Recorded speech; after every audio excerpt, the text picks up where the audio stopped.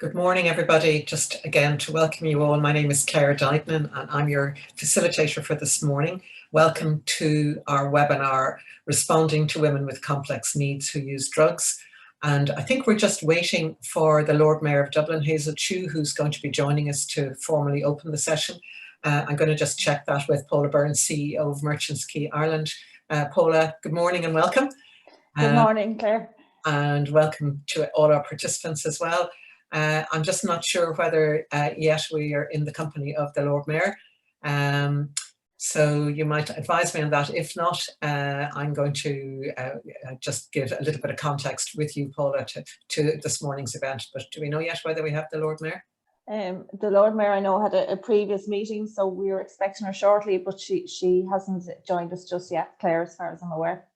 Okay, that's fair enough. So because time is precious, and I know people have committed to this and made space in their diaries, and we're going to finish at 12:30 as we committed to doing.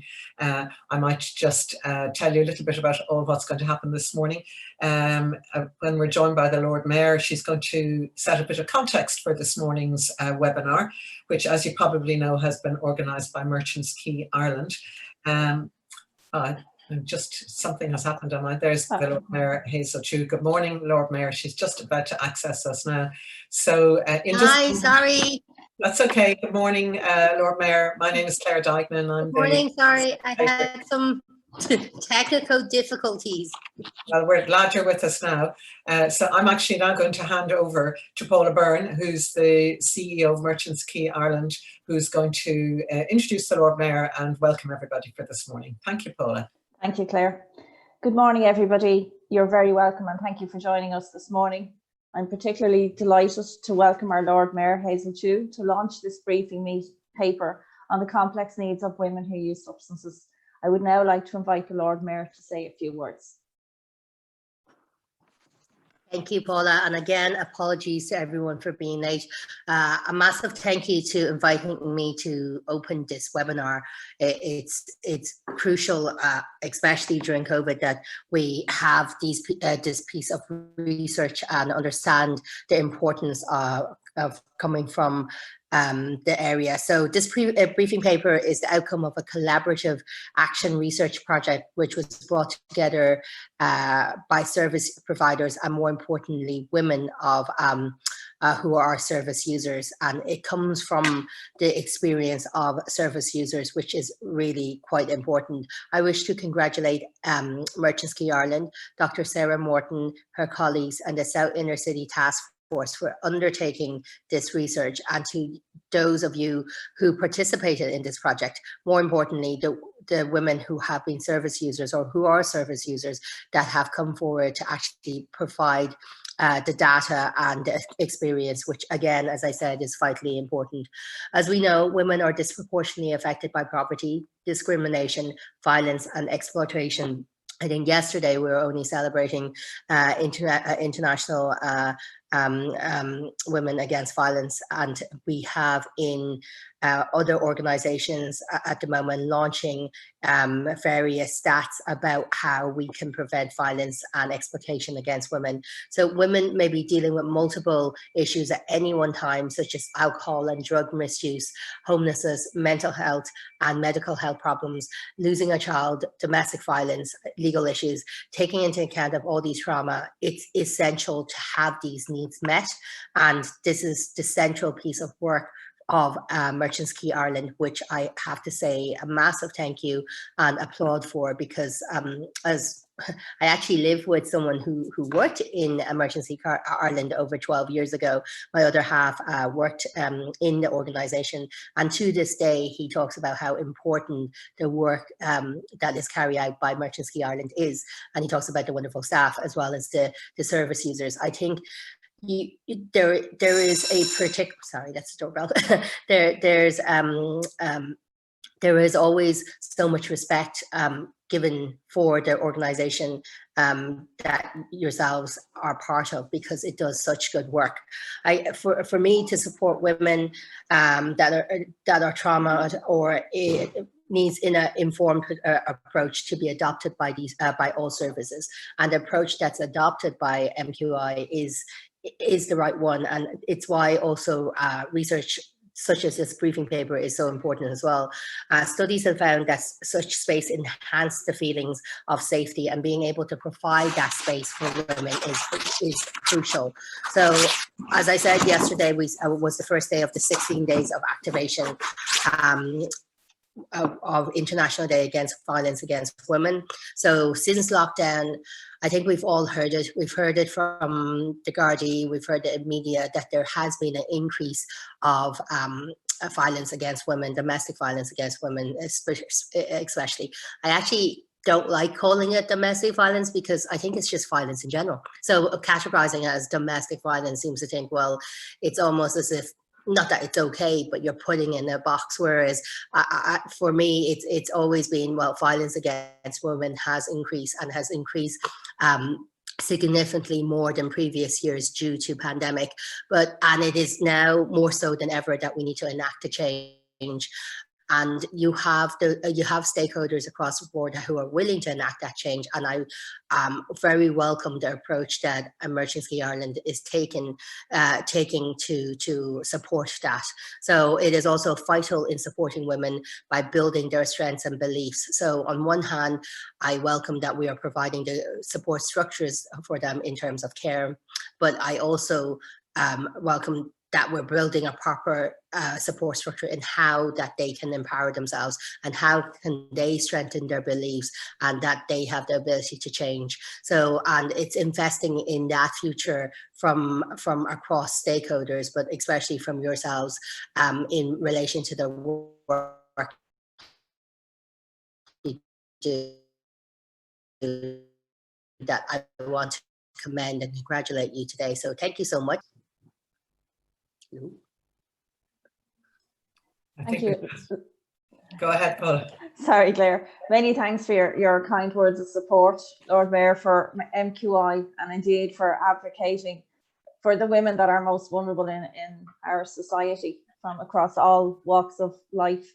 And it is crucial in facilitating emotional and physical safety for women, especially for those who've experienced trauma and violence. I want to thank you for joining us this morning, as I know you have to leave shortly due to other commitments you have today, but we do appreciate your time and your presence here this morning. I'd like to hand back to Clare, who is going to facilitate the next part of our meeting in terms of our presentations and the Q&A that will follow afterwards. Thank you. Okay, thanks, Paula, and thank you, Lord Mayor. So we're going to move on to speakers now, and we have three very interesting speakers this morning who are all going to talk around this topic, but from different perspectives, from an international perspective, an Irish perspective, and then from a very particular Spanish and very hands-on and putting a new approach into practice perspective as well. So just before I go to the first speaker, I just thought I just had 3 or 4 points to make that I just really think is worth reflecting on as we head into listening to this morning's speakers. These struck me very much when I was doing some reading and research around this morning's webinar. The first was just that in Ireland, and I found this interesting, that women make up a higher percentage of the homeless population in Ireland at 42% than the European average, which is typically somewhere between 20 and 33% of the homeless population being women.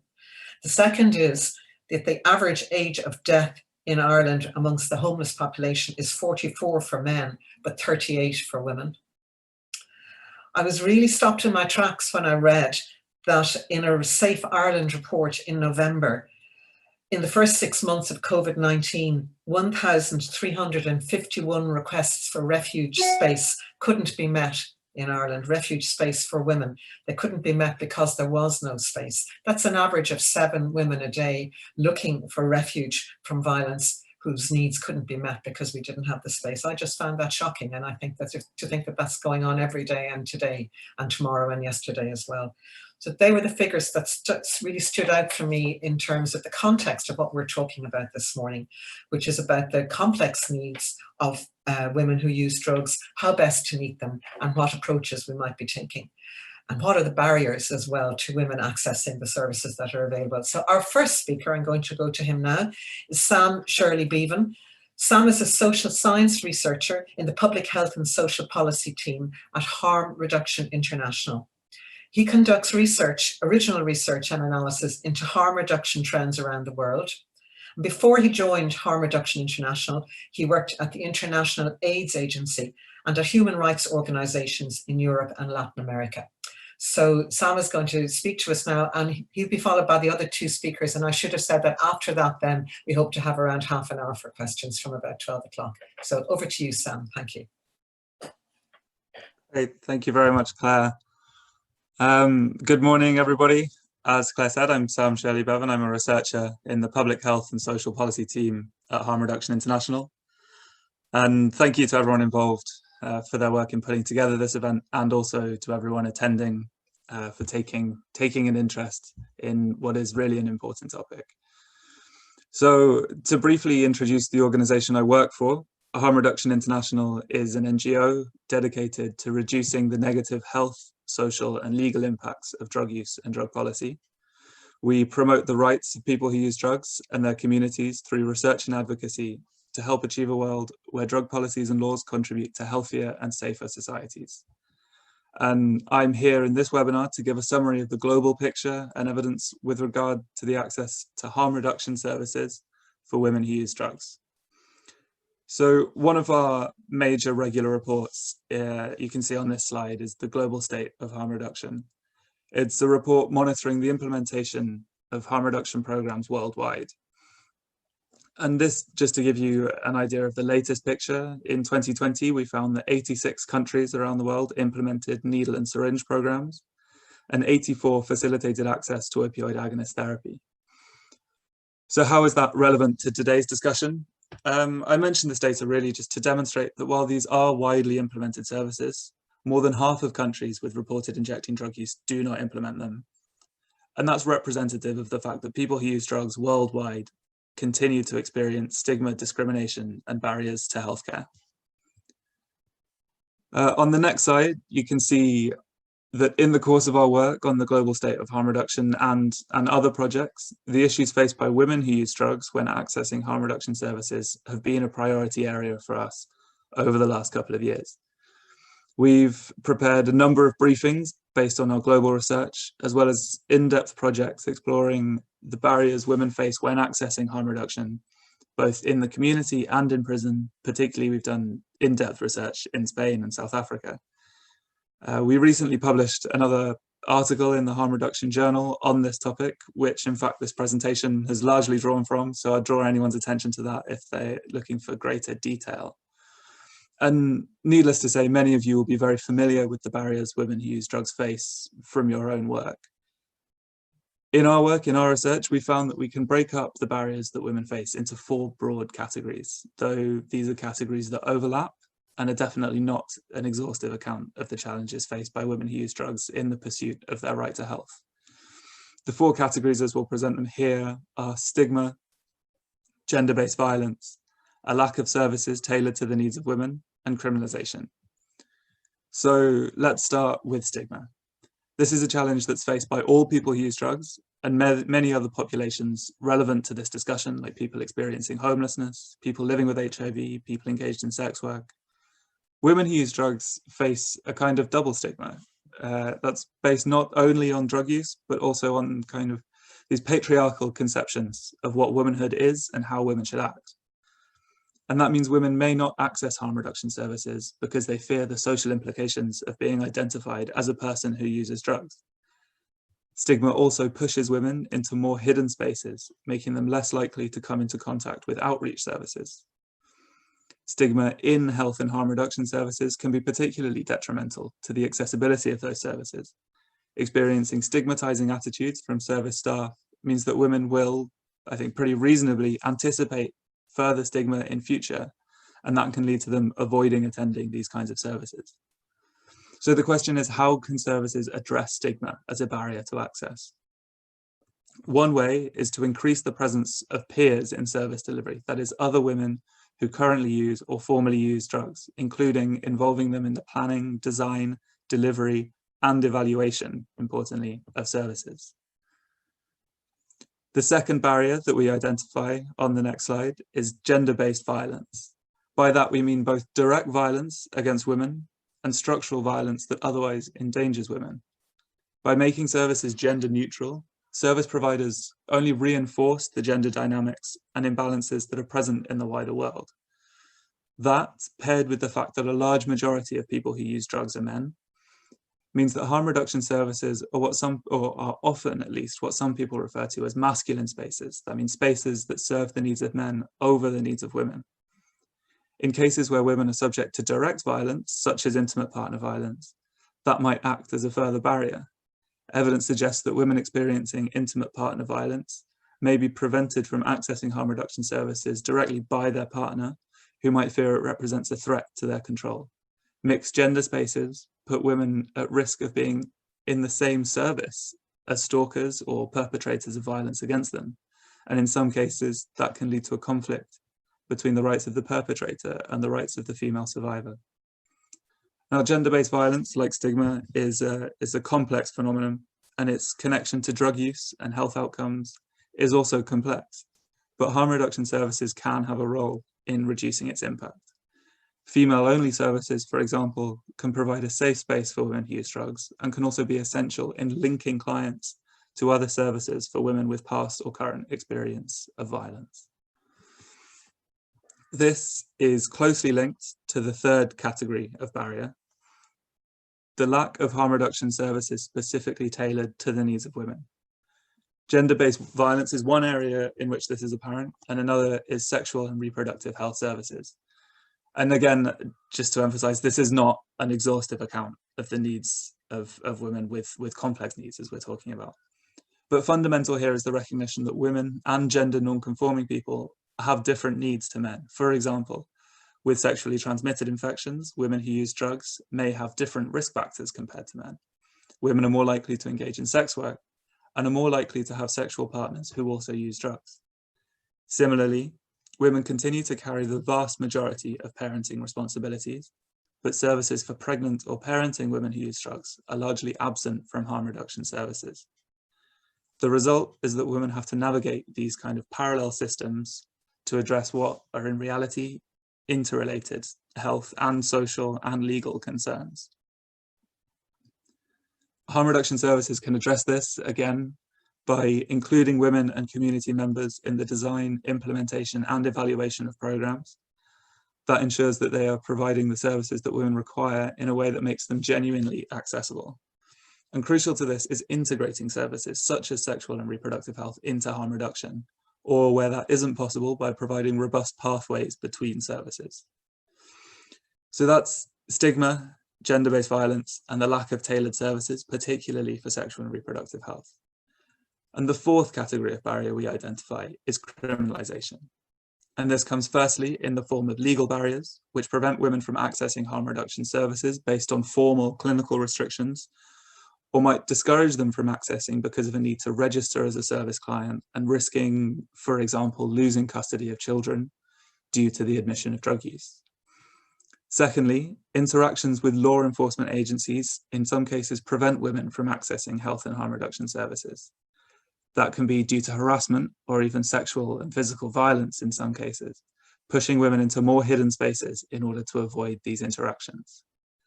Criminalization of drug paraphernalia in particular is often reported in some contexts as a way in which law enforcement legitimizes the harassment of women who use drugs. And finally, the criminalization of drug use, as well as the criminalization of other activities like sex work, leads to the incarceration of women who use drugs. Harm reduction services are entirely absent from prisons in many countries. For example, our research shows that there are 27 countries where OAT is available outside prisons, but is not available inside prisons. As women constitute a small minority of people in prison, their needs are frequently overlooked, and services for them are even less prevalent than services for male prisoners. Now, combating criminalization is an enormous task. Community-led, female-centered, and integrated services can contribute to mitigating its effects. But in the end, what is really necessary for ending criminalization as a barrier to health and harm reduction is an end to the criminalization of people who use drugs altogether. So to sum up and to kind of flip the way I've presented this so far, I've highlighted 5 crucial ways that we can make harm reduction services work for women. Community-led services can, among many other benefits, reduce the impact of stigma. Female-centered services ensure that service providers are meeting the needs of women. Female-only services can reduce the impact of gender-based violence, and integrating services and providing robust pathways between them can ensure that women can access the services they need. And ultimately, decriminalisation can push us towards a world in which the health and human rights of women who use drugs are no longer put at risk by the law.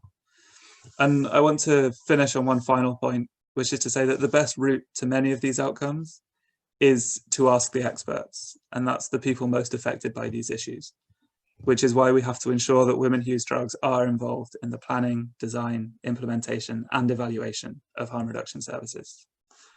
So that's it from me. Thank you everyone for your time. Okay, Sam, thank you very much indeed. Really interesting, and in a way, the research seems to demonstrate very clear solutions there. I suppose the challenge everywhere is to implement those obvious solutions and to find the funding and the support and get policy to get in behind those solutions. I should have said earlier on, by the way, that the Q&A facility should be open, as I understand it now, on your screens. If you look at the bottom of your screen, there's a Q&A facility, so you can put in your questions and they can stack up, because you may have questions when a speaker speaks. It may occur to you now and you may have forgotten by the time we get to 12 o'clock. So as I understand it, you can input your questions now and they'll stack up, and we have somebody who's going to moderate those and manage them for me, and I'll get to them when we have heard from our three speakers. So Sam, thanks very much, and looking forward to hearing more from you when you're getting to respond to questions later on. So that was the international perspective from Harm Reduction International, and we're now moving our focus much closer to home with our second speaker, Dr. Sarah Morton, who has been very involved in the research which actually triggered and led to this morning's initiative by way of this webinar. Dr. Sarah Morton is Director of the Community Drugs Programme, School of Social Policy, Social Work and Social Justice at University College Dublin. And her research interests are drug policy, gender, domestic violence and trauma. And Sarah has particular interest in innovative research methodologies and social and organisational change. But this morning she's going to present to us particularly on the piece of research she's recently been working on, which is very focused on the topic of this morning's webinar. Thank you, Sarah. Good morning, everybody, and thank you for that introduction, Claire. I've given Claire permission to jump in and tell me when I have 5 minutes to go and when I have 1 minute to go, which suggests that I'm going to rabbit on too far if she doesn't contain me. So this is a topic that any of you who have worked with me will know I'm deeply, deeply passionate about and interested in. And I think it was great to hear Sam give that oversight, because this is going to look at, well, how does this translate from a kind of a service and an organization and a practitioner perspective before we move to Aura, who's going to give this amazing insight into a woman specific service. So just to go on to the project aim of this particular project, just moving to the next slide. Essentially, what we wanted to do with this project was to develop some kind of an overview of the landscape of services and issues for women within the Dublin area that were experiencing multiple forms of disadvantage and complex issues. And we're currently in contact with or known to services with a view to start to identify kind of points of intervention and action that would further promote access and inclusion. Obviously, this is very much a starting point for this work, and we were looking to kind of consider where can we start to change things. So the project had two elements. Again, any of you who've worked with me before will know that I'm very much an action researcher. So just moving on to the next slide. What we did was a review of the academic and grey literature, and thanks to my colleagues Lauren and Steve, who did an amazing job leading out in that piece of work. And then we designed a set of action learning sets with key practitioners to map the landscape of service provision, to look at these client presentations, perceived gaps and initiatives and innovation. And also what was fed into those action learning sets was some really important work that Merchants Quay were doing internally in terms of their women's forum and getting feedback from women. So that was really embedded in our action research. So when we move on then to looking at what actually emerged from the literature, so just looking at the next slide, this correlates very much with what Sam has already outlined to you. But what we found was three clear themes, that there was a kind of a thematic area around the service users, around access barriers, and then around pathways out of services. And they were, there was a couple of aspects that I'm going to pull out of this, which again correlates with what Sam was saying. So in terms of service users, what we kind of concluded from the literature, and a lot of it has focused particularly on homeless women, is there was quite a good understanding of the kind of profile of service users, the complexity of their needs, general health issues for women, this intersection of kind of income deprivation, poverty, and sex work, prostitution, or transactional sex. And I'm going to talk a little bit about that later on. Some of the needs for migrant women had been identified within the literature, and there was an understanding of this kind of cyclical homelessness and addiction that was occurring. We also found from that in terms of access barriers, very similar to the international picture within the literature, that there was sometimes a lack of knowledge of what services were available from women's perspective. Safety was a huge issue, and all of those issues around gender-based violence emerging, and service configuration fits in with this. So this idea that services have traditionally been designed by men or for men, and not particularly attuned to the needs of women. There was an issue around kind of stigma and discrimination, which has been identified in the literature. And again, I'm going to talk more about how that was enacted or thought about by the practitioners, and specific challenges for migrant women, such as residency, cultural implications, and forms of isolation. The third thematic area that we saw within the literature was pathways out of services. So as Sam has talked extensively about access barriers, we also identified within the literature this idea of, well, when women do access services or access treatment or interventions, what happens after that? So three of the risk factors there were kind of this continuum of support, entering kind of stable accommodation, because prior to COVID, there's obviously huge issues around homelessness and housing within the Dublin and the Irish context, but also dynamics around supports for childcare and family life. All of those issues around contact, access, custody, and re-establishing stability if a woman has children. So looking now at the kind of themes from the actual learning sets, moving on to the next slide, and I have covered all of those pieces. So the three themes that we took, so this data was drawn from women's feedback and from in-depth conversations of action and reflection with practitioners from Merchants Quay and also from other key agencies. And there were slightly different themes. For a while we tried to crowbar them into the ones that had emerged from the literature, but we decided they needed to stand on their own. And they were engaging with services, disclosures for women, and the kind of challenges, dynamics, and issues. So I'm just going to itemize those through the next slides. Engaging with services. So really interesting range of issues emerged here. Women tend to present with acute or enduring health issues, whereas sexual and reproductive health issues only emerged over time. So this really, really relates to the point that Sam made. So even where those services were being provided in a harm reduction context and were aimed at sexual and reproductive health, women tended not to disclose them, but tended to bring kind of more acute or enduring health issues.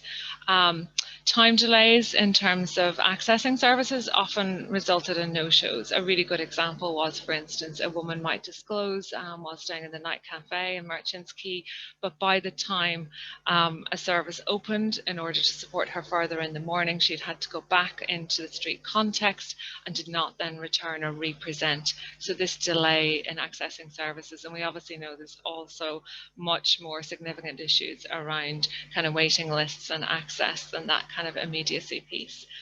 Women can also present kind of intermittently. They might present over kind of days or weeks and then disappear in inverted commas and then re-present. So there was something around trying to engage in a relationship with women as they presented, to almost hold them in contact within a service. Shame, stigma and fear, which again, we understand the dynamics of this, and Sam has talked about it extensively, and that exists and was very significant from our data. Exploitation and control from others, and how this was talked about was in two ways. One, that women may actually seek or continue to have essentially the protection, in inverted commas, from a male within an intimate relationship in order to negotiate her life and the challenges she's facing, which leaves her to exploitation of abuse and manipulation within that relationship. But there was also examples of women seeking I suppose that protection from other women, and could also be open to control and manipulation. There was cultural and social factors in relation to mothering, and some women also spoke about feeling very invisible and isolated because they didn't have children or weren't mothers.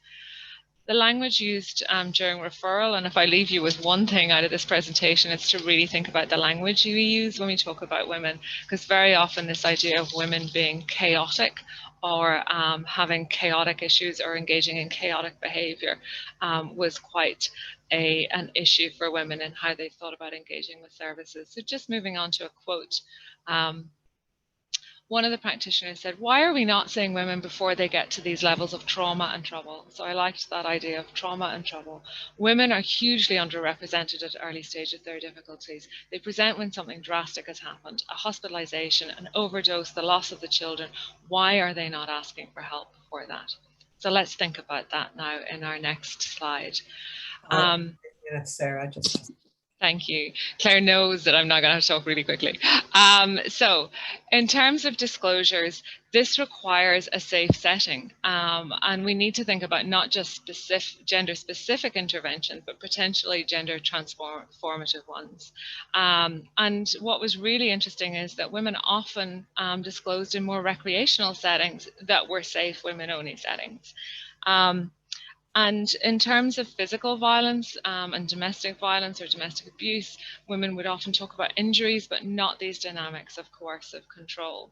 And sometimes reinforcement of gender norms that we do consciously or unconsciously or implicitly within services can inadvertently close conversations with women.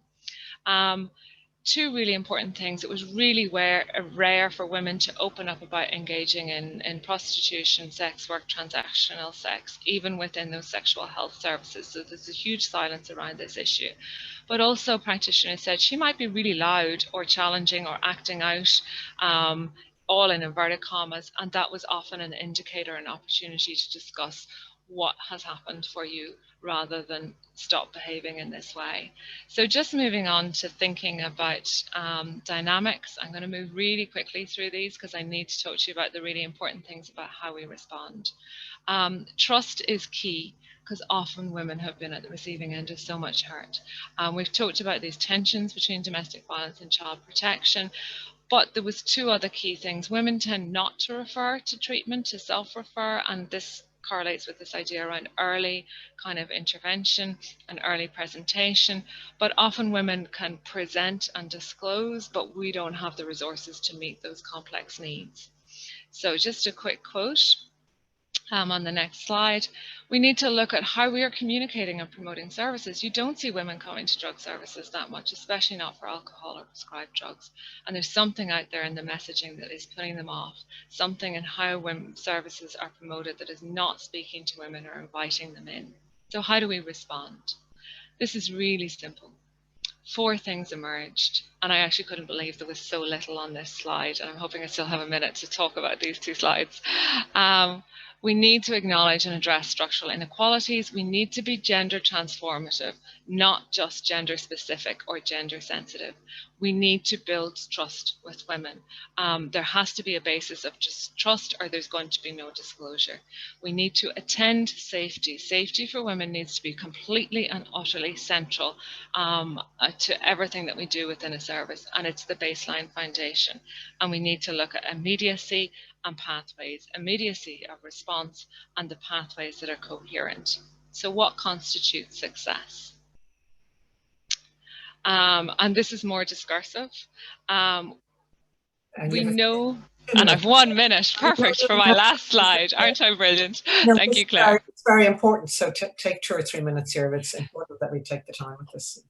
So really important is, how is the work with complex needs understood within the context of outcome-driven funding? And I know that's a very broad generalization, because there's lots of funders that do understand the difficulties in this, but these are the conversations we need to have.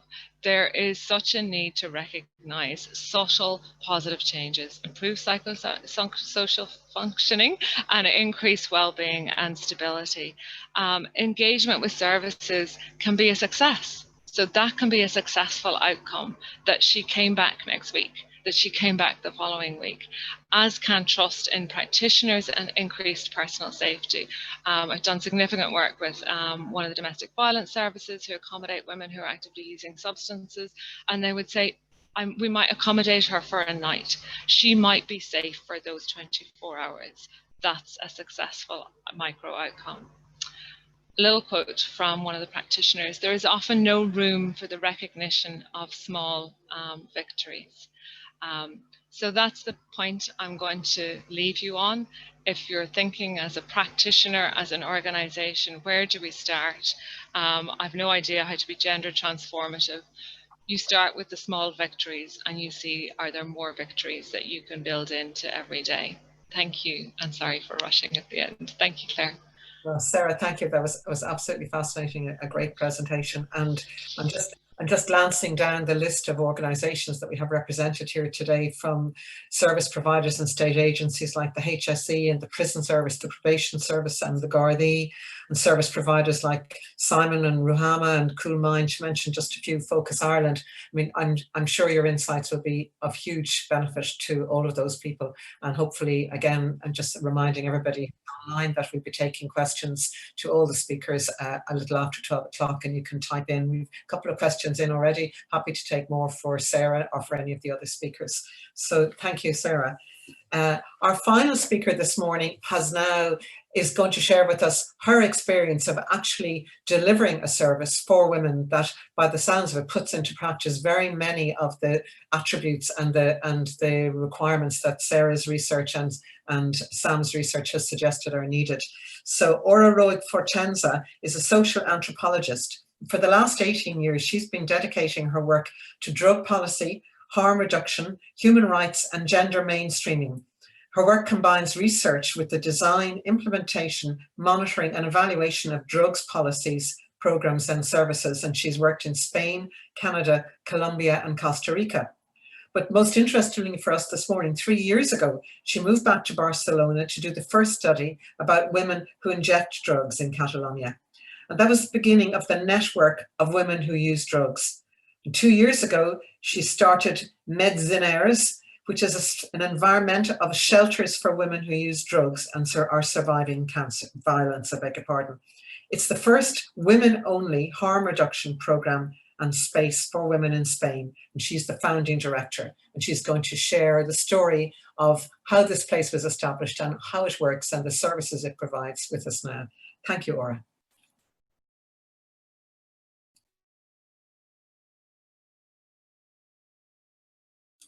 You're on mute, Ora. We can't hear you. Put your microphone on. Okay, now? Now we have it, yeah. Fantastic. Sorry about that. Thank you, Claire, for the introductions, and everybody for your amazing presentation. It makes me the work really easy now because I just can focus in the program. I think that we share most of the barriers that you detect. And what we try to do in Metzineres was to put in practice everything that you have been saying, because we have this advantage in Spain. We have a really commit in Catalonia that is different in that sense. In Catalonia, the government was really invested on harm reduction. We don't have a strong laws against people who use drugs. You can use whatever drug you want, and and you can have paraphernalia, it makes us really easy to implement harm reduction services. Then in this environment is where we begin with Metzineres. Of course, what happened anyway is that we have everything. We have consumption rooms, methadone programs, needle exchange programs, mostly everywhere. But women are not arriving there because the reasons that you were saying, they are really male focused, their needs are not taken into account, and also they don't go to the services only for women because they don't take into account the women who use drugs. In fact, in a lot of the places, they don't accept people who use drugs, women who use drugs then. In all of these, we have all these services, but at the same time, we have all these barriers for women who use drugs that also are based on social inequalities, prejudice, stigma, and finally, what we see is a systematical denial of the rights of women who use drugs. It's because that we decided to open Metzineres.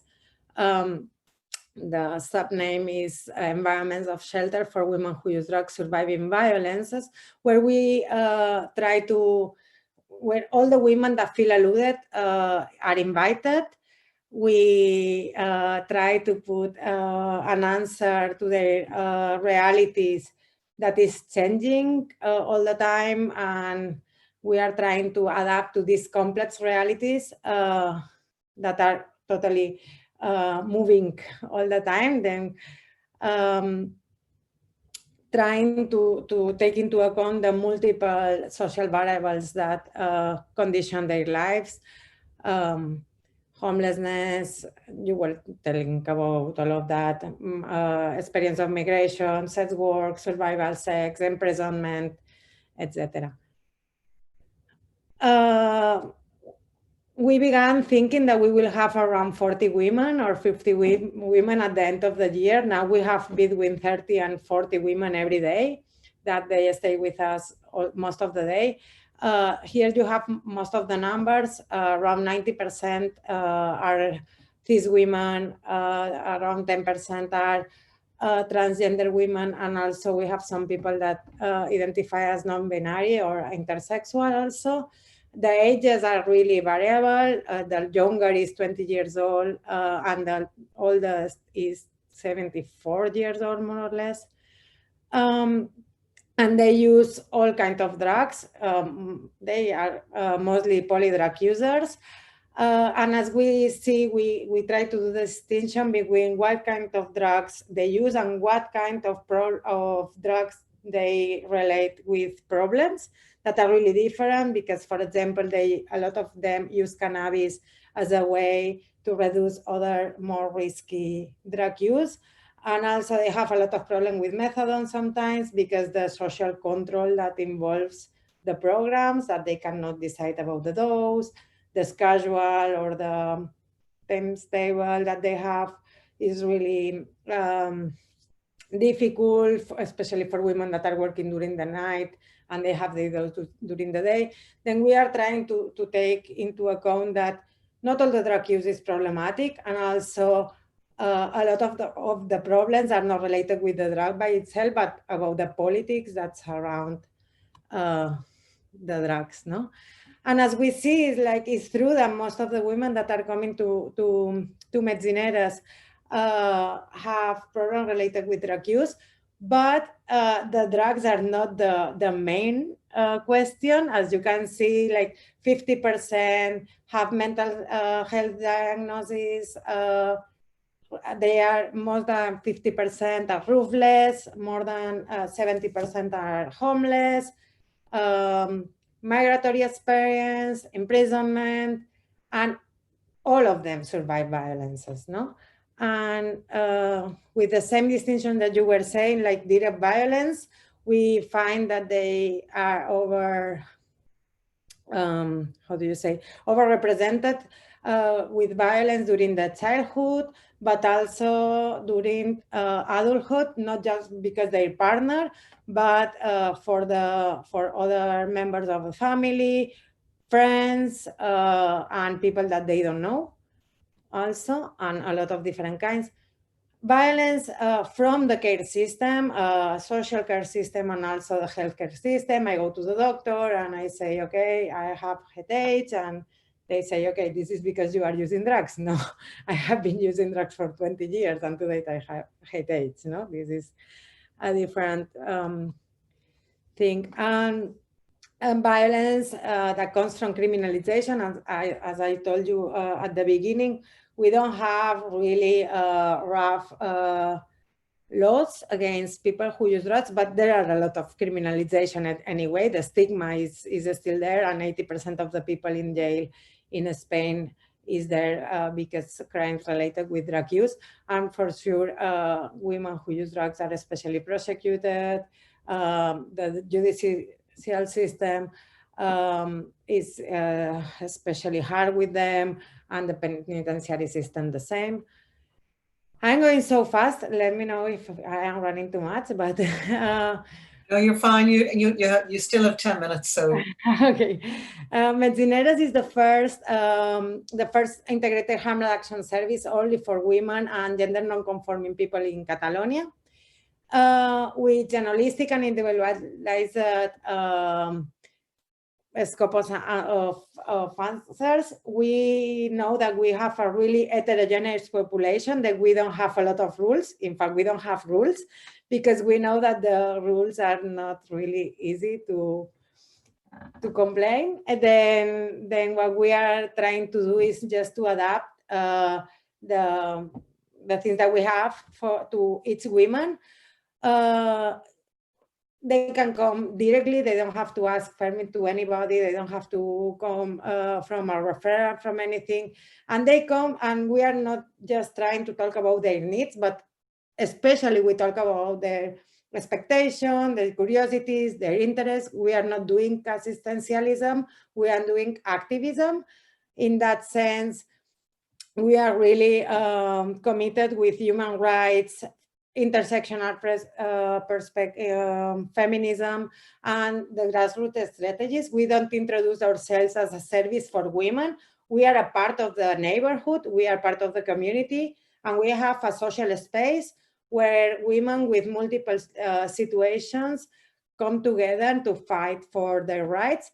Also, because we don't have a lot of funding, then we have to be really cost effective, pragmatic.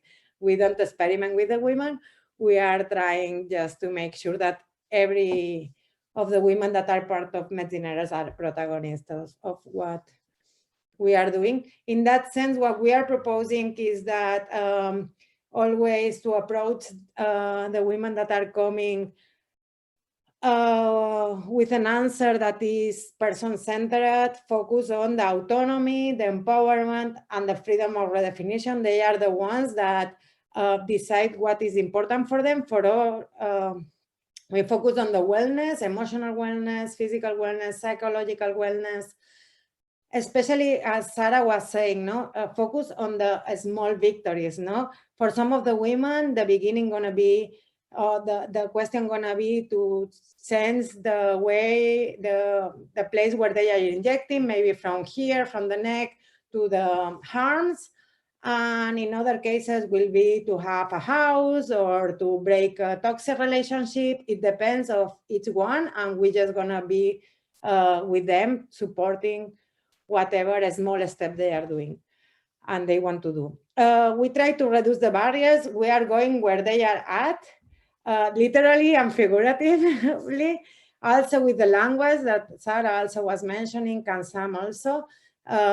We are trying to make comprehensive what other people is talking with this expert language that they don't understand. Then we are trying to make sure that they can navigate through the system in a more comfortable way.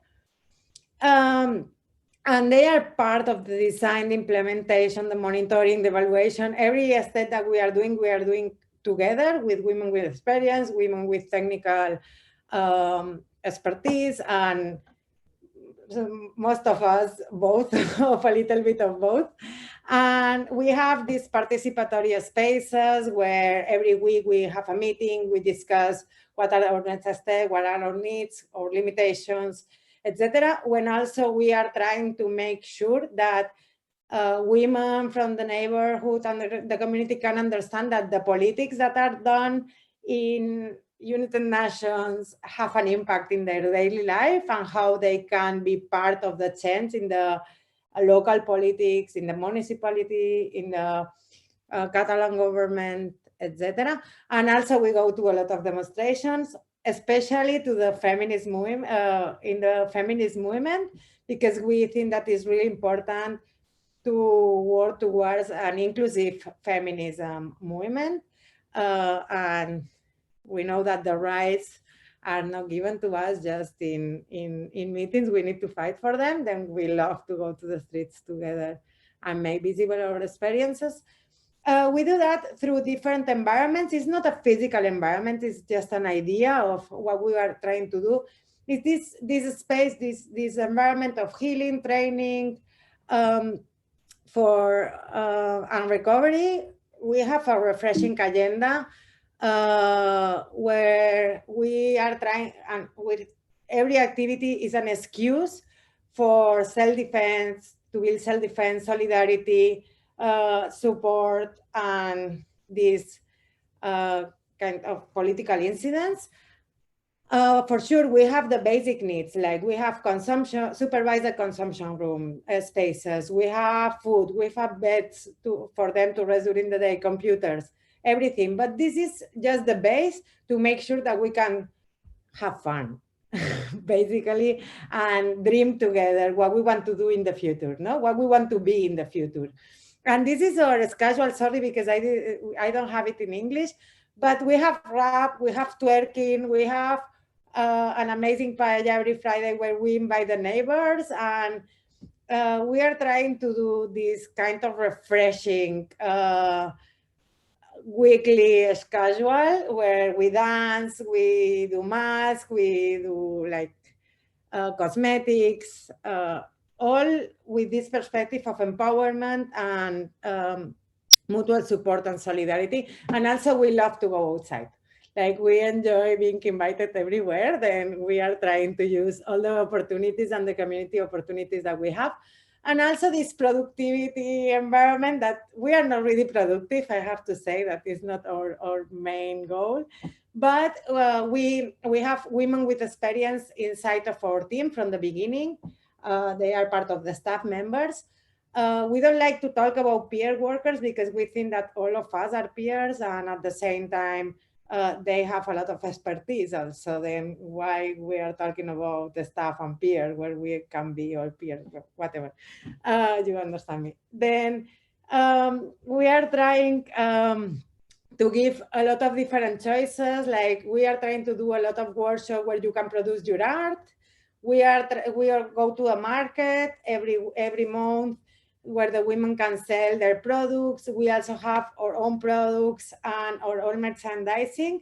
Our own merchandising, what it's trying is also be a tool against the stigma, and all the messages that we are giving is against the stigma. No, thank you, Sam, for the posters that you show. Were amazing. The women take drugs, deal with it, or women surviving the war on drugs. And finally, I want to talk about the importance of how we do the entrance of our services. When we say that we are committed with the human rights, it's really important because we don't do any kind of questionnaire at the beginning when they enter. They come to our place, we welcome them, we invite for a coffee, and we respect a lot her intimacy, her confidentiality, and we are really conscious that we need to win their trust, because as a service provider, we lost their trust. We failed them a lot of times. Then when they come to Metzineres, we need to face that we have been failing them for years. They come from a really chronic situation of vulnerability. They have been re-traumatized, failing to all of the services. Then when they come inside, we cannot begin asking them questions. We need to show them that they can trust us. Then it's because that we don't have any questionnaire, we just wait, and we have a lot of conversation, having a coffee, smoking, whatever. And from this conversation, from this build this relationship that we are building little by little. After that, we systematize all this information in our database. That is, I think that right now is one of the biggest database about women who use drugs, where we have information about what kind of violence, family, etc., from metrics and indicators that we build with them, from things that are important for them, not what institutions are asking us at the end of the year to justify our grants, but we are trying to check the data routinely every day, because we want to make sure that what we are doing is good and we are not doing more harm than anything, no? Then we do that in this anthropological with these anthropological methodologies that are not intrusive, respectful with their timings and their intimacy. And we do that, as we like to do, with other collective, that is our hackers, that they are called Donna's Tech, that is Women Tech. With them, we are building this database where we can update every day the information and also what kind of indicators we are interested on. And yeah, I don't want to put the video because I know that I am going really far off my time, but I invite you to go to our web YouTube page and look for some of the videos, because there are one that I really think that is important. That is the work that we are doing with the community, and how the fact that we are part of the community, we are not a problem for the community. We are part, and we invite them to the paella for sure. This is an important fact. They consider us part of the network of neighbors, and how the vision to do this kind of community activities with them had changed a lot the stigma towards women who use drugs, and also towards people who use drugs in general, no? And this is the video that we did for the campaign of Support Don't Punish this year, and just take a look, it's funny. Okay, brilliant. Ora, thank you so much. That was just a absolutely fascinating presentation. And I think the visuals really helped enliven it, and just to get a real opportunity to get a sense and a feel for the work that you're doing. So thank you so much for that. Just to say to everybody that the presentations will be made available to everybody afterwards. Our lovely support team, Laura and Maddie and Lucy from Merchants Key Ireland and HRI International, have said that they'd be able to make that available. So the address of the website where you can access that video and more of the information Ora was talking about, that's on the last slide of her presentation. So you'll have that as well, and all of the other two presentations as well. Okay, so we've loads of questions coming in, and I have a few of my own as well. We're going to move on to the Q&A part of the morning now. Or it's the afternoon, actually. We just tipped into the afternoon, but we're on time. Thank you so much to our three speakers. I hope I wasn't too ruthless in interrupting you or putting you off. Ora, can I just ask you a question first, because it's something that arises a lot in Dublin when there have been attempts to provide services for drug users and services for women seeking refuge from violence, and for any number of other services. Did you have any difficulties in opening your building, opening your centre? Were the local neighbours objecting? Was there concern from commercial interests that having a lot of women drug users in the area was going to have a negative impact? Can you talk to us a little bit about that? Yeah, we began just doing, before to open a place, we began doing community activities. We began cooking Lord Paella every Friday, participating of the network of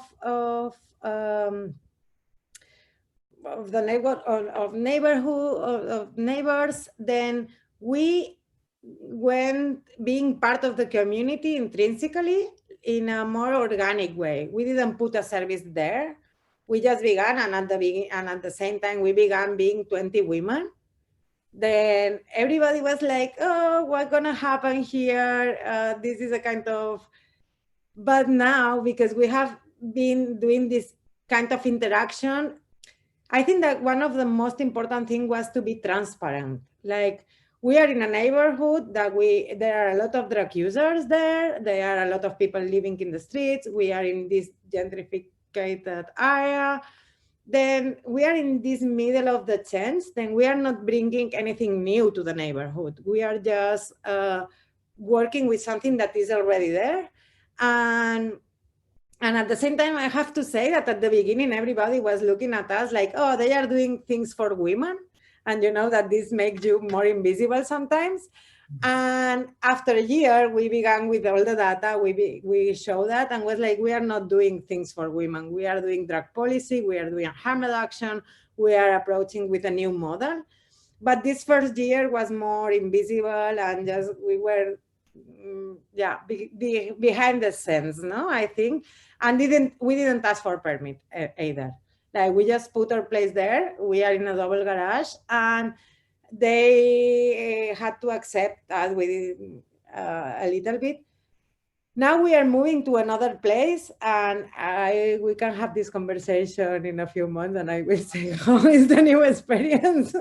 We'll see how that goes. Okay, moving to questions from all of our participants, and you can keep sending in questions just to say that to everybody as well.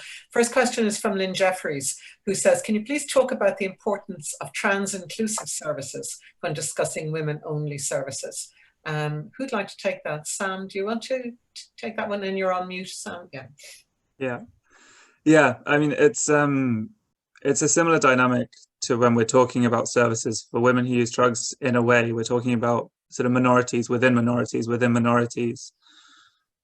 And when it comes to policy responses for that kind of group, their needs are so often sidelined in favor of the majority. I think the first thing to say is that when we're talking about women-only services, we're including trans women in those services. Integrating services, again, is really important because, you know, trans women, of course, do share many of the challenges that are faced by all women who use drugs, women who are assigned their gender at birth. But then they also face unique issues on top of that, like particular stigmatization and discrimination, particular health needs. So I think ensuring that we have pathways between services that are specifically for trans women and the services that we're talking about, whether it's harm reduction services for people experiencing homelessness or people with experience of violence, making sure that there are pathways between those services is really important. Sarah, was this something that came up particularly when you did the overview of your research, or even when you did your own on the ground research? Yeah, kind of just two quick points I'd make on that. One from a practice and one from a policy perspective. From a practice point of view, I think we're at the very early stages of looking at this issue. But interesting, when you're talking about on the ground experience, practitioners are just working with trans women in the context of including them in their responses with women, but that doesn't address the specific needs.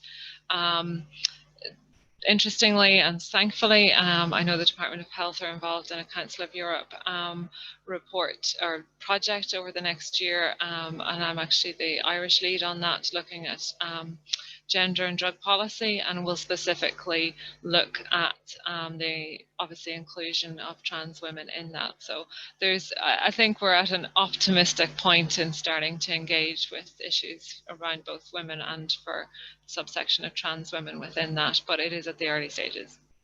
Thank you. Sam, a question here for you. What's the international perspective? This is from Maria Otero Vasquez. Apologies, Maria, for butchering your name there. But the question is, what's the international perspective with regards to developing gender awareness and inclusivity training for staff? Well, yeah. I mean, it's hugely important, and part of it means ensuring that staff teams are sufficiently diverse, both in terms of like their life experience and obviously in terms of gender, as well as being well trained. As for sort of international perspective, providing inclusivity training is in so there's the 2009 UN Political Declaration on Drugs, and gender inclusivity training is included in that. So there is kind of at the highest level a recognition of that need, but in reality, not enough of it is done, particularly training that is specific to the unique challenges faced by women who use drugs. And I think also when we're talking about gender inclusivity training in these kinds of services, we shouldn't just be talking about drug and homelessness services, but also general practitioners, people working in sexual health clinics, obstetricians, gynecologists, all of these people who form part of the medical and social system that people are trying to engage with. So I think broadly the answer to the question is that it does happen, but not nearly enough, and not nearly enough. There's not nearly enough a diverse group of people who are included in that kind of training. Okay, thank you. Or is that something you're conscious of when you're training the people who work with you and who work with the women in your centre? Yeah, for us has been really challenging to find people that comes with a gender perspective. I think that most of the things is rebuild what you have learned and I make sure that you can build it again. And another question is like, I am a kind of worried because we have been talking about the same issues for a lot of time, like the barriers, the challenges, but women have been surviving and answering to their realities for a long time. And I would love to see how we focus more about what strategies are they putting in place, how we can learn from what is working already, no? Because some of the time we come back to the problems, to the questions, to the barriers. That is really important, I know. But at the same time, we have hundreds of experiences showing that we can do something different, but we are beginning like in this kind of things for women. And it's like, no, we need to put that on the center, not the problems. We know that the problem, but we know how to survive to the problems. We don't have fundings. We find that there are a lot of male chauvinist perspective that is trying to put us down. I don't know how you say that in English. Sorry, my literal translation. I don't know what you mean. But maybe when we talk about empowerment in that sense, we need to make sure that we can make more visible and bring more together a lot of experiences that really are successful, no? And I think that we need to change about the importance to put the perspective and just to show that we are already doing the perspective and it's working. Okay, thank you. The next question is, could you elaborate on gender transformative, please? Who'd like to take that one? Sarah. I'll start that one.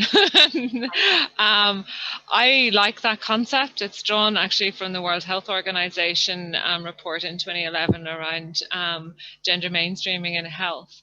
And I think you could see my passion around it. I think Aura has done a wonderful job of saying, well, how do we enact gender transformative in a service? And that's a beautiful example of how you do it. And essentially for me, it's around not just having a gender specific service or a gender sensitive one, but about saying, I actually want to challenge, or we as organizations and practitioners, kind of gender norms, roles, relationships, control over resources around gender. And to me, that means you need to look at changing systems, which I know can feel a little bit, well, how can I start to deal with structural inequality? Things can be changed at very local level. Things can be changed in a referral pathway. Things can be changed relationally between practitioners at regional level, at national. Obviously, we're moving towards national policy. So for me, that's the gender transformative approach, is that we're actually looking at that change part all of the time. Or Sam might add something to those kind of definitions. No, Sam, do you want to add anything? No, No, I think that was brilliant. Yeah. Okay, thank you. I'll move on then, because we have a lot of questions now coming in, so we'll try and move through them. Katie O'D asks, can any of the speakers speak to the experiences of women who use substances in same-sex relationships, especially in relation to partner violence and the need for safe settings? Aura, do you want to talk about that? I can talk about our experience. Like for us was crucial to not do these didn't show so clear about who is the aggressor and who is the victim. Like we are talking about a relation, then we work towards that relation, and we work all together, you know, like with both of them.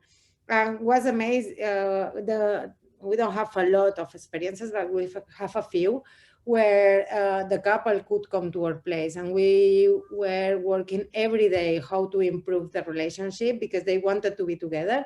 And what we were finding in other places is like one of them can come and the other one have to be outside. At the end, both of them are outside.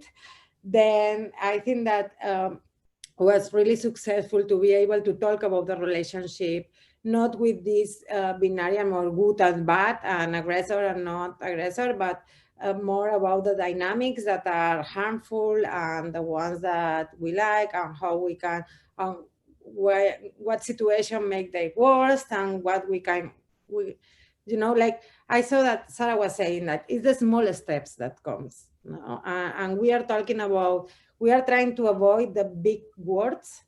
And for sure, we also face a lot of violence between, in our place, we face a lot of violence, you know, and are not just because couples, but also because friends, because the drug dynamics, and this is there, and we need to talk. We never talk about a place free of violence, is real, but about how we can work towards the violence, no? And I think that one of the violence that we have more present in our place is the transphobia, for example, that is related with the question that you were saying, no?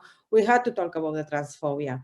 We had to talk about how a lot of cis women coming there were, or racism, no? Also, we have a lot of autochthonous women being racist with the women that were coming from outside.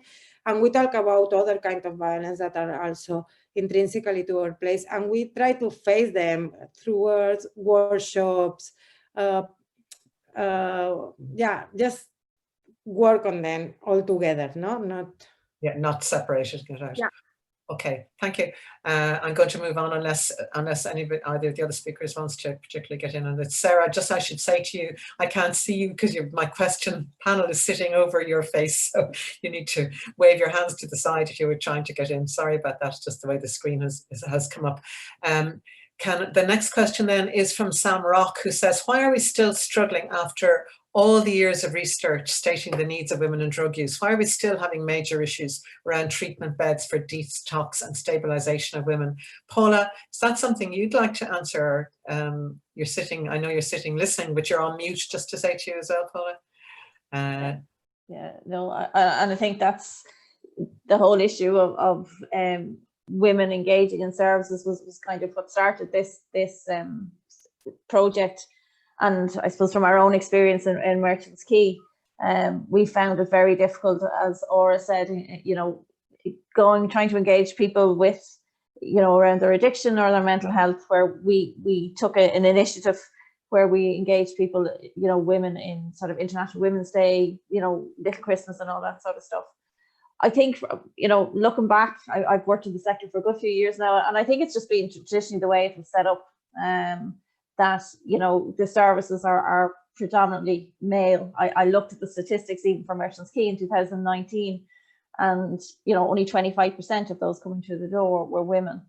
So I think we need to advocate for gender responsive services. We have mixed services, and we need to look at having gender specific. I know Coolmine have one service in Dublin that facilitates women for detox and rehab and with children, and hopefully in the not too distant future they're opening one in Limerick. There are other female services out there, but not enough. And, you know, you sometimes feel when you're advocating for funding that it can be very difficult to advocate for what is effectively a minority within services, albeit that there is such a wide range of women with different backgrounds that need our support. So I think it's been a traditional thing that just has been, the demand has come from males rather than females for services in the past. Sarah, have you anything further to add on that? I can't see you shaking your head, but if your mic stays on mute, I'm going to, yeah, okay, you haven't. Okay. Sorry, my mic didn't want to unmute there. Just to say that I have a huge sense of optimism right now. I think something really important is building. I think the services named by Paula in terms of coal mine, there's really good initiatives in some of our communities like Ballyfermot. And I think working with some of the students on our Women in Substance Use program who are embedded in the community, they're project workers, they're midwives, they're working in maternity services, they're working in drug services, family support services, and they're really engaged in kind of change mechanisms for working around gender. And I just also think there's great openness at the minute from funders, from the department, from the HSE to be looking at gender and drug policy. So I come back to me in another few years, but I'm quite optimistic. And I think COVID-19 has distilled, and the pandemic and the lockdown has distilled us down to having an opportunity to look at some of the very significant issues that sometimes we miss or aren't as seen. So as domestic violence has emerged, I know, Paula, you were talking about even that very practical visibility of women on the street that's more obvious in a lockdown situation than it would be in our general day-to-day being. So I think there's huge opportunities in the next coming months to really look at change. Well, I know, Paula, in the pre-budget submission that Merchants Key Ireland made to government, where you were looking for funding for a number of initiatives, including actually that issue of the stabilisation beds, but also for the provision of women-focused services and a drop-in centre for women. You didn't get a positive response yet, but if there are plenty of senior policymakers, if they're listening in this morning, I hope that they will hear the evidence of the need and the evidence of how successful that kind of woman-focused service provision can be. I'm going to take the next two questions together because I'm hoping we'll get through all of our questions then before 12:30. The first question from Mick Price says, how can service providers take the first steps in creating a more welcoming environment which might improve the chances of engaging with clients? I'm assuming he's particularly talking about female clients in a more meaningful way. And then Kirsten Plas-Daughter also asked, she said, thank you for the inspiring presentation. Does anyone have useful material on language and terminology in harm reduction? So I'm merging those two together because I think that's going back, Sarah, to your presentation and what were the issues that would make a major change in how services are delivered. And I know you mentioned language as part of that. So will you take those two questions, please? So I'm going to be probably not very coherent on this and talk about a load of things all at once, and then maybe Ora and Sam can come and save me. I'm thinking about that welcoming environment. I'm thinking about that language. I think there's principles that need to be understood and embraced in any organization based on safety. How can I make this building, organization, practice, team, environment safe or safer, because of course safety is complex, and how can I build trust? And you know, this idea of this quote of even keeping in your mind, she's been at the end, the receiving end of so much hurt, and she has resilience and survival and all of these other incredible abilities and strategies, I think can really make you look at your service and your organization with slightly different lens. And the second thing is talk to the women that are accessing your service, because they'll tell you really quickly how you can improve it. And I think there's some really interesting kind of research that looks at the impact of how even our buildings, when we think of walking to them or approaching them or getting access to them, give certain messages. So what is the messaging to women about your spaces and buildings? I think this thing about language is really important. And, you know, historically, I have used words inadvertently, but not for long, like chaotic, and then thought, what am I doing?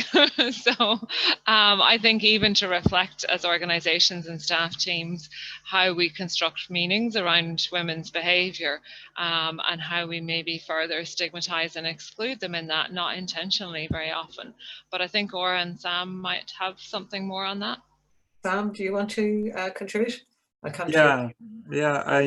completely agree with what Sarah said. I think I don't know, for example, about the actual structure, the kind of physical space that people are going into. I mean, I've been, for example, to Aura service in Barcelona, and it's not like walking into any other service I've ever been in. It's such a like a welcoming environment, and I think that speaks to a kind of a mindset, and language is part of that.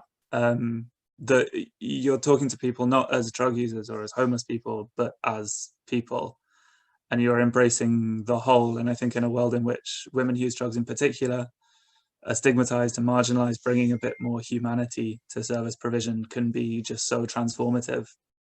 And you know, it has kind of intangible benefits on the women themselves, but then we saw that definitely, I think, from Aura's presentation. And then it also has, you know, direct benefits. It increases trust, it increases openness, which I think is exactly what the person who asked the question was about.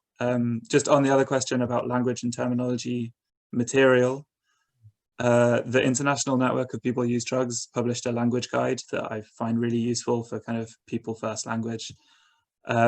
We have a definition of harm reduction as well. And I remember quite recently there was another guide published, I think, by an organization in Scotland. And I'll try and take that out and put some links. You could share those with Merchants Key Ireland. They can in turn, I think, share that on with all the people who have been participating in the webinar this morning. Okay. I'm going to move on to the next question, which is for Aura. When this person asks, they're very interested in what level of government support does the centre get and what percentage is raised through fundraising? And are you restrained by government funding or by government policy? So money, basically, where does the money come from and how dependent are you on government? Okay, this is our main challenge, I think, because we don't know what's going to happen with us in a few months. Now we are beginning to have more consistent governmental money. We have been really like depending on fundraising and how do you say, like philanthropic institutions. Open Society Foundation was helping us a lot, and now we are beginning to be a co-op, an autonomous co-op will make this a huge challenge, because for sure that we are trying to do this equilibrium between governmental money and fundraising, because we want to have the freedom to do whatever we want. And for sure, governmental money comes a little bit with social control and medicalization and all of this. And we are trying to avoid that because we know that doesn't work with women, no? Coming back to the question that you were doing before, like for us was really important to give the women the power of the decision and definition. Mm-hmm. Then if we come from a service that is managed by government, they're gonna put a lot of rules that women don't gonna feel that they are part of them. Then it's really important, this feeling of belonging, that they have the last word at the end, no? And this is a little bit contradictory with the government. And we are still fighting for the fundings. We cannot give a close answer to that. We are trying to do this equilibrium because we understand that the basic needs should be responsibility of the government, but at the same time, we are not doing assistantialism, but activism. Then this part of activism should be from or on, but it's the most difficult thing. And as I told you, we don't know what's going to happen with us in a few months. Okay, I'm going to pause you there. Just we have one last question and also a helpful contribution. So somebody who's attending from the Citywide Drugs Campaign says, just a comment in response to Mick Price's question, which was about how services can improve their engagement with women. This person says the SAIL project has huge expertise on this issue of how services can improve their engagement with women. So again, I'd ask Merchants Key Ireland, that might be the details for how participants can engage or can get that access to that research, or that information would be shared if that could be. So Elaine Keogh, you're getting the very last question in, which is, can the panel talk about the challenges in getting interagency collaboration in regard to developing services for women Who'd like to take that? Sarah, you'd like. I'd love to take that. And just to say, going back to Mick's question, I'm probably going to now invite the SAIL project will not thank me, but you know, if you want an example of a service that's welcoming to women, I'm going to ask the SAIL project if you can visit them, because they have really embraced that idea of how do you provide a physical context that's welcoming. So yes, huge example of a lovely way in which one could do that in the Irish context. So I suppose this interagency piece, I'm going to just draw really quickly on an example of a domestic violence service, Clare Women's Refuge, who have done a lot of work around interagency responses to women with complex needs. They've also linked in with a project in Nottinghamshire who decided to do something very similar, but from the top down. And we've had really interesting conversations about that very simplistic idea of, do you work from the bottom up or the top down? All I can tell you is that Nottinghamshire was amazed at what Clare had achieved, and they've worked essentially from a bottom-up approach. So their principles are that I'm going to work with anything this woman presents, okay? Doesn't matter what it is, we're working with it as an agency, so nothing gets excluded. And then they advocate for the women with all of the other agencies. So how that has occurred over time, it's essentially based on relations, which I know is problematic because people move on and change jobs and whatever. But it's also, I think, I don't know if it's Spanish, but it's certainly very Irish that we are relational beings in our agencies and how we connect with each other, and building those allies in other services. And that ultimately has led to some really good practice, some challenging of kind of responses, improved pathways, but it commenced with that relational piece, and they have built a fantastic relationship with the substance misuse service, so there's a lot of collaboration. So I think that's one example, but I think it's a constant kind of challenge. I do think when policy changes or develops, that gives us a much better frame to work with. Okay, because you're in a time of transition or yeah, okay. But that's our last question. Terrific questions, and thank you all very much to the people who asked them. We have run out of time this morning, and I know people probably have the day job to get back to. So I'm going to hand back to Paula in just a moment to wrap up. But can I just take this opportunity, firstly, to say to the panelists, we've had also, as well as the questions, loads of comments saying how terrific this morning was, and congrats to Paula and also to all the speakers. Very relevant, very interesting people, very inspired, Ora, by the story you told of your centre. People found the presentations to be very relevant to the topic and to the work that they're doing. So on behalf of all of you who said those nice things, I'm going to thank Sam and Sarah and Ora for 3 really great presentations and for a really good Q&A session. I hope you'll agree it was terrific. And I'm going to hand back to Paula, who organised, she and her colleagues who organised this morning's event, and she's going to wrap up. Thank you, Claire. Again, just to add my thanks to everybody that participated today, to Sam, Ora, Sarah, and Laura, Lucy and Maddie in the background, because without them we certainly wouldn't be here. And of course, Claire for doing a fantastic job facilitating this important webinar this morning. But I think we can all agree that what we've heard today, without doubt, we need to provide gender responsive and trauma informed services to meet the needs of women. We have tried to work with other agencies in trying to have that coordinated, integrated piece around, and we've worked really well with Women's Aid to try and work around their training around domestic violence, to take into account the other circumstances women find themselves in, living on the streets, you know, drug and alcohol problems. And again, with Ruhama, we're hoping to work closer together to support women that are working in the sex trade, who are also have issues with homelessness, drugs and addiction. So I think on the ground, among some of the agencies, we're starting to move forward. But again, we need the support of some of the statutory agencies around health, mental health, etc. I'd also like to thank the agencies that took part in this project, and more importantly, the women who were actually engaged in the services in Merchants Quay and Coomine, and not to forget them. And last but by no means least, I have to thank a colleague in Merchants Quay, Andrea, who works in our Riverbank service. Since we had an initial conversation back in 2019 around women in services, we have got to where we are today. Her passion, enthusiasm, has spurred us all on to do a better job for the needs of the women that come into the service. But in taking Aura's point, it is the women that we are supporting that should have the last word. And I'd like to just share 2 stories with you in the women's own words. And I'll use the name Maura for the first woman we spoke to. Running away, doing my own things, ending up on drugs, and then ending being a prostitute to support my habit because I didn't want to go robbing old people. I was mentally abused, physically abused, and when I was a kid, I was sexually abused. When I worked as a prostitute and that, I got raped, I got attacked, I got all sorts done to me.